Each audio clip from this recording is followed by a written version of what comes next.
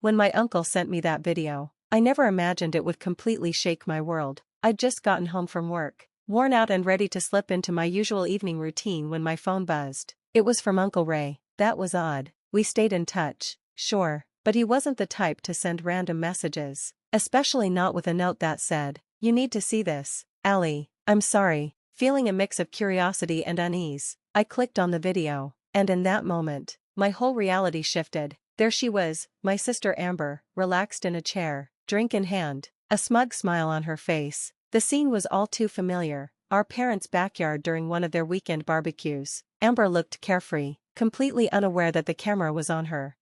"I mean, come on," she said, rolling her eyes for dramatic effect. "Ollie's too dumb to kick me out. She just lets me stay here, rent-free, like an idiot." Laughter followed, not just from her, our cousin Matt, her friend Lindsay, even Dad joined in. "She really thinks I'm struggling," Amber continued, shaking her head with exaggerated pity, "like poor me can't afford my own place. Please, I make way more than she knows, but why bother spending money when my sister's an idiot and lets me live for free?"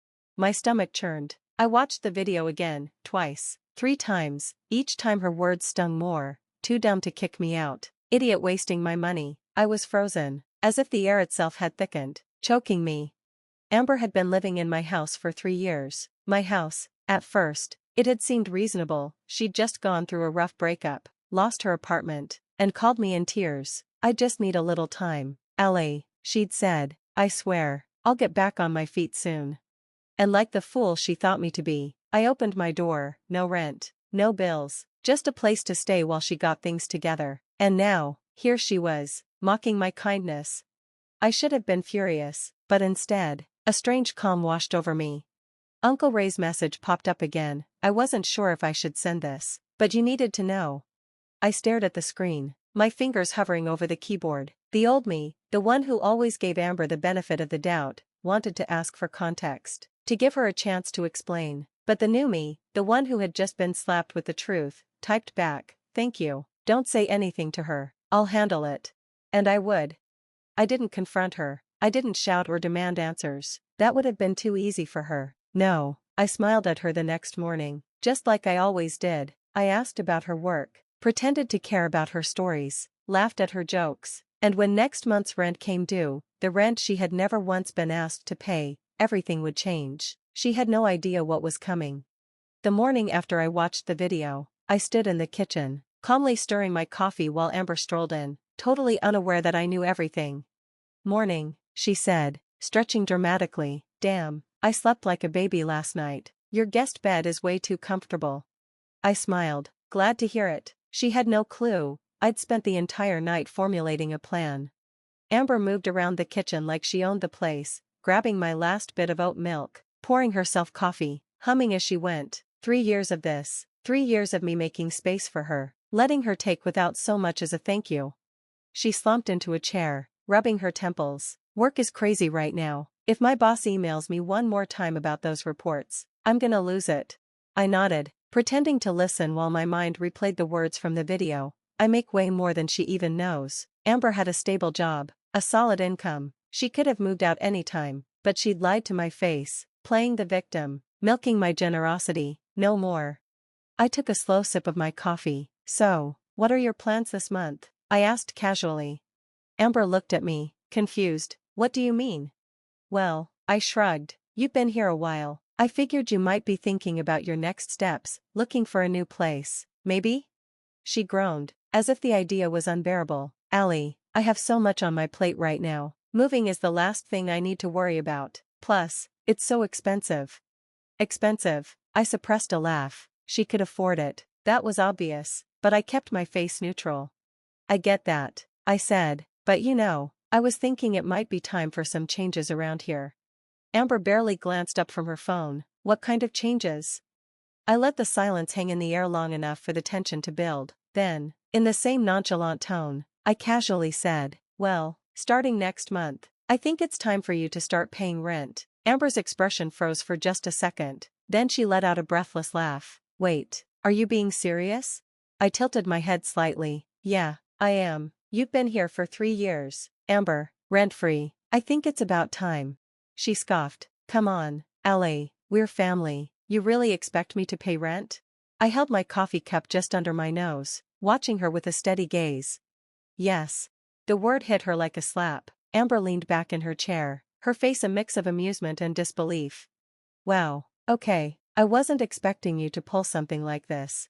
Something like what? I had let her stay here out of generosity and love, and she had mocked me behind my back, calling me a fool, and now she was acting like I was the one being unfair.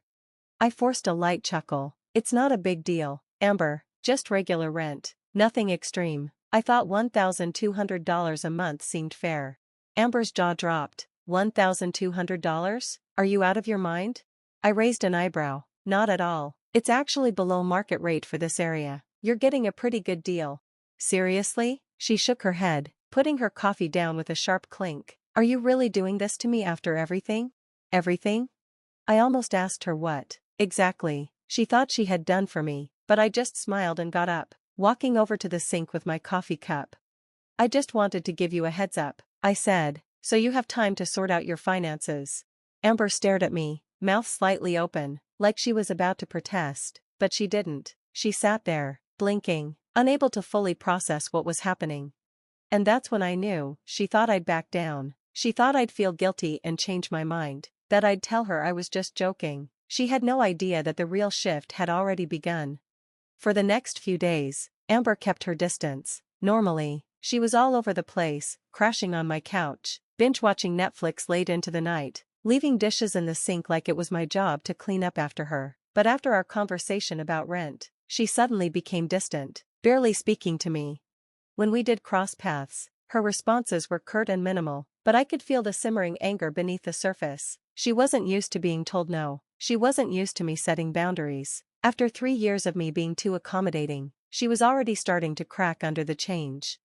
Good. I wanted her to feel the discomfort, the pressure, the realization that she no longer had control. She thought I was a pushover. She thought she could walk all over me. She was about to learn just how wrong she was. Friday night came, and Amber finally decided to confront me. I was in the living room, curled up with a book, when she stormed in without any warning. No attempt at small talk, just raw, unfiltered irritation. So, she said, crossing her arms, are you really serious about this rent thing? I looked up, unfazed. Yeah, why wouldn't I be? She scoffed, pacing back and forth. I just don't understand why you're doing this now. After 3 years? It doesn't make sense. I set my book down and met her gaze. Because it's time. Amber, you've got a job. You make good money. There's no reason you shouldn't be contributing. Her lips twisted in frustration. We're family. Ellie. Family helps each other. You're really going to start treating me like some random tenant? I didn't flinch. You're living here like a tenant, so why shouldn't you pay like one? Amber's nostrils flared. I could see her brain working overtime, trying to come up with a way to turn the situation in her favor. Then, without missing a beat, she switched tactics. She sighed dramatically, softening her voice. Look, I know I joke around a lot. Maybe I don't always show it, but I do appreciate you, okay? I've been going through a lot. Ah, the guilt trip, classic Amber. I tilted my head. A lot? She nodded, sighing as if carrying the weight of the world. Work stress, personal stuff, life. I don't talk about it much because I don't want to burden you. I let the silence stretch, then asked, so you've got the money, then? Amber blinked, caught off guard. What? You said it's life stress, not financial, so paying rent shouldn't be an issue, right? Her face twitched, just for a moment, before she masked it with a casual shrug. I mean, technically, yeah, I could pay it, she admitted, waving a hand dismissively. But why should I? You don't even need the money, Ellie. It's not like you're struggling. And there it was. She thought she didn't owe me anything. She thought my kindness was an obligation. A slow, amused smile tugged at the corners of my lips. It's not about whether I need it, Amber, it's about fairness. She rolled her eyes. Oh my God, fairness? Are you serious? Yes. Amber let out a bitter laugh. Wow, you've really changed. I kept my tone casual. Maybe, or maybe I just finally woke up. For a brief moment, I caught the flicker of panic in Amber's eyes. She still thought she was in control, but something had shifted, and she didn't like it. She took a deep breath, shaking her head. Well, I'm not paying rent, so I guess you'll have to figure out what to do about that. I locked eyes with her and let the silence stretch, letting her believe she held the upper hand. Then, I smiled. Okay. That was all I said, just okay. And I watched as uncertainty slowly replaced her confident expression. She had expected me to argue, to back down, or to try to negotiate, but I wasn't going to. Next month was coming, and she had no idea what was in store for her. The first of the month arrived without fanfare, but Amber certainly didn't. She stormed into the kitchen that morning, acting like everything was normal. She poured herself coffee, grabbed one of my expensive protein bars, another small luxury she never bothered replacing, and plopped herself onto the couch, scrolling through her phone. She was relaxed, smug even. She thought I had backed off, that my talk about rent was just a passing frustration. She thought I'd let it go. She was wrong. Exactly at 9 a.m. Amber's phone buzzed. I watched from across the room as she frowned at the screen. She tapped it a few times, then sat up straighter. "What the hell?" she muttered. She turned the phone toward me, her eyebrows furrowed. "Ellie, I just got an email from your rental management company. What is this?" I set my coffee down. "Coolly, that's your lease agreement." Her jaw dropped. "My what?" "Lease agreement," I repeated, as if it were the most obvious thing in the world. "Since you said you weren't paying rent, I thought I'd formalize things. That email is your rental contract with the property management company I hired." Amber blinked, staring at the email as she scrolled through it frantically. "This says my first rent payment is due today." "Exactly," I nodded. "I thought I'd make it official." Her head jerked up. "You're serious about this?" "As serious as it gets." She let out a sharp, bitter laugh. "Oh my God, you're insane." I raised an eyebrow. "No, Amber, I'm just done letting you take advantage of me." I could see her confidence cracking, the gears turning in her head as she tried to find a way out. And then, like clockwork, she shifted tactics. Her voice softened as she slipped into victim mode. "Ellie, come on," she said, pressing a hand to her chest like I had personally betrayed her. "You're my sister. I thought we were supposed to help each other." "We are," I replied, "and for 3 years, I've helped you without asking for a thing in return." She swallowed. "But I wasn't expecting this. You never warned me." I let out a soft laugh. "I gave you a month's notice. That's more than fair." Amber's face twisted in frustration. "I don't have the money for this." I tilted my head. "Funny, because last week I heard you on the phone bragging about getting VIP tickets to that music festival next month." Her mouth snapped shut. "Gotcha." I leaned forward slightly. "So, you have the money, you just don't want to pay me." Amber's face turned bright red. "That's not."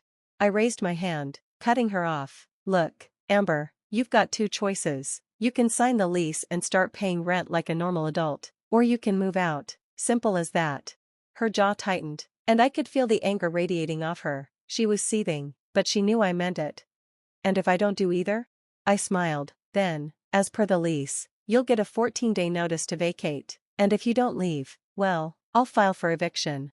Amber's eyes went wide. "Eviction?" she hissed, as if the word itself was a personal insult. "You would actually do that to me?" "I would," I said simply, "because you brought this on yourself." She jumped up from the couch, pacing back and forth in frustration. I could feel her panic building. Her whole world had just turned upside down, and she wasn't prepared for it. "I can't believe you're actually doing this," she muttered, shaking her head. I picked up my coffee again. "Believe it." She stormed toward the door, snatching up her bag. "I'm going out." "Take your time," I said cheerfully, "but just so you know, if you don't pay by the end of the day, that 14-day notice will be on your doorstep first thing tomorrow morning." Amber didn't respond. She just slammed the door behind her, and I smiled, because for the first time in 3 years, I was finally in control.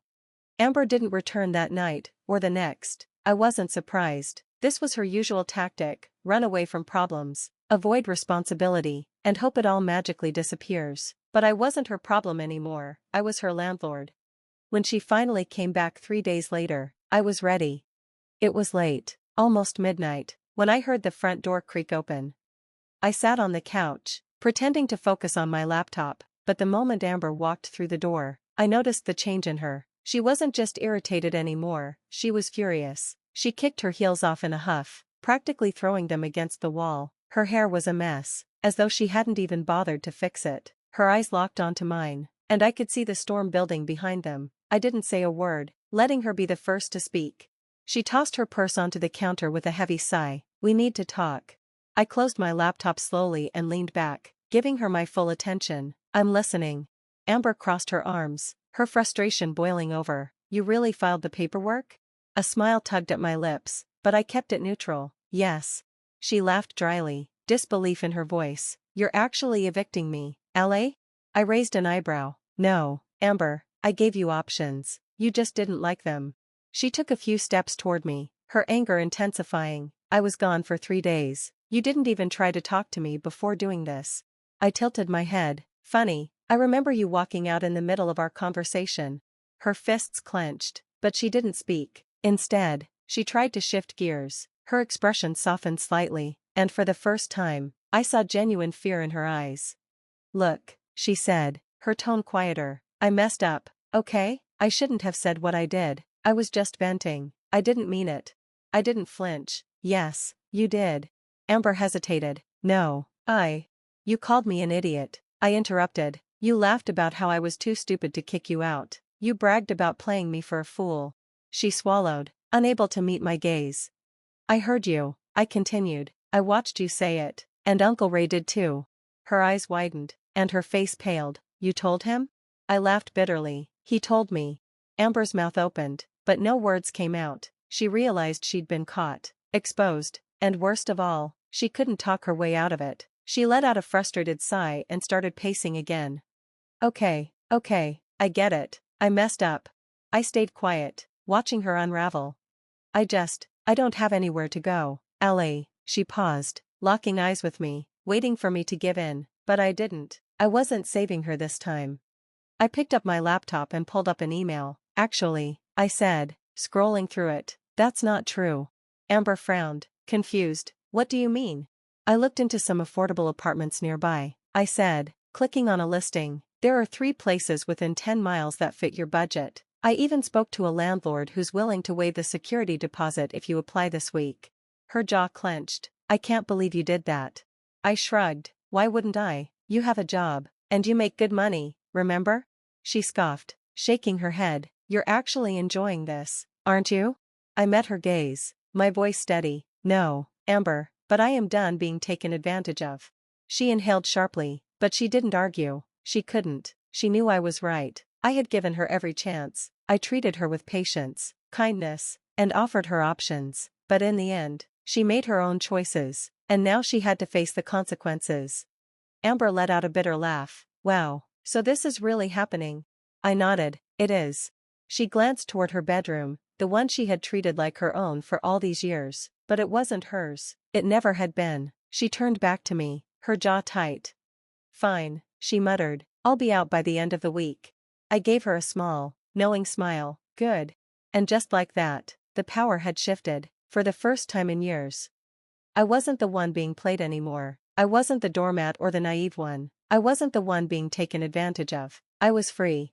3 days later, Amber moved out. There were no harsh words, no sarcastic remarks as she packed. She barely even looked at me, and honestly, I didn't mind. She had spent so long taking me for granted, using my kindness to her advantage. Now, for the first time, she had to stand on her own, and it was long overdue. The night before she left, I found her in the living room, staring at nothing. A half-packed suitcase sat beside her. I hesitated, then walked over and sat down across from her. She didn't lift her head. For once, Amber wasn't putting on an act. She wasn't pretending to be superior, smug, or manipulative. She looked small and, for the first time, maybe even a little lost. I took a deep breath. Amber? She finally looked up. What? I studied her face, how tired she looked, the tension in her body. I don't hate you, I said quietly. She scoffed. Could have fooled me. I sighed. I wish things had turned out differently. She frowned, staring at her hands. Yeah, she muttered. Me too. I let the silence linger, then said, you know, I didn't do this to hurt you. Amber's jaw tightened. It still feels like you did. I nodded slowly. Maybe, but think about it, Amber, if I hadn't done this now, when would you have left? Would you have ever left? She opened her mouth to argue but stopped herself. She knew the truth. She had been perfectly comfortable living off me, knowing I wouldn't push her to leave. If I hadn't seen that video, she would have kept going forever. Amber rubbed her temples, exhaling sharply. I don't know, okay? She trailed off. shaking her head. I leaned forward. You're smart, Amber, you're capable. You've had the means to take care of yourself for a long time, so why didn't you? She swallowed, looking uncomfortable. Because it was easy, she admitted. You always made it easy. I leaned back, and that's exactly why I had to stop. She stared at me for a long time, and then let out a deep sigh. So this is it, huh? I gave a small smile. Looks like it. Amber shook her head and then chuckled softly. Guess I can't call you an idiot anymore. I smirked. Nope. For the first time in years, we sat together without any manipulation. No games, just two sisters, finally being honest. And maybe, just maybe, for the first time, she understood. The next morning, she was gone. No dramatic goodbye, no shouting match, just a packed suitcase, a closed bedroom door, and an hour later, a simple text, I'm out. Good luck, Ellie. I stared at the message for a moment before putting my phone down. I wasn't angry, I wasn't relieved, I just felt done, and that was enough. A week later, I walked through the house, the silence settling around me like a long-lost comfort. No more slamming doors, no more missing groceries, no more feeling like a stranger in my own home. It was just mine again, and I had earned it. A knock at the door pulled me from my thoughts. I opened it to find Uncle Ray standing there with a knowing smile. Well, he asked, how's it feel? I smiled. Peaceful. He chuckled. I bet. I stepped aside to let him in. He glanced around, nodding in approval. Looks better already. I laughed. I think so too. Ray turned to me, his expression softening. I know that wasn't easy, kid, but you did the right thing. I sighed, leaning against the counter. Then why does it still feel weird? Ray folded his arms. Because she's your sister. I nodded. She's your sister, he repeated, but that doesn't mean she was good for you, and it sure as hell doesn't mean you had to keep letting her use you. I looked down, processing his words, then I met his eyes. Do you think she'll be okay? Ray exhaled slowly. She'll have to be. And I knew he was right. Amber had been forced to grow up, forced to take responsibility, something she'd avoided for years. Whether she liked it or not, she couldn't rely on me anymore, and maybe, just maybe, that was exactly what she needed. That night, I sat on the couch with a glass of wine, looking out the window at the quiet street, and for the first time in a long time, I realized something I hadn't known I was missing: freedom.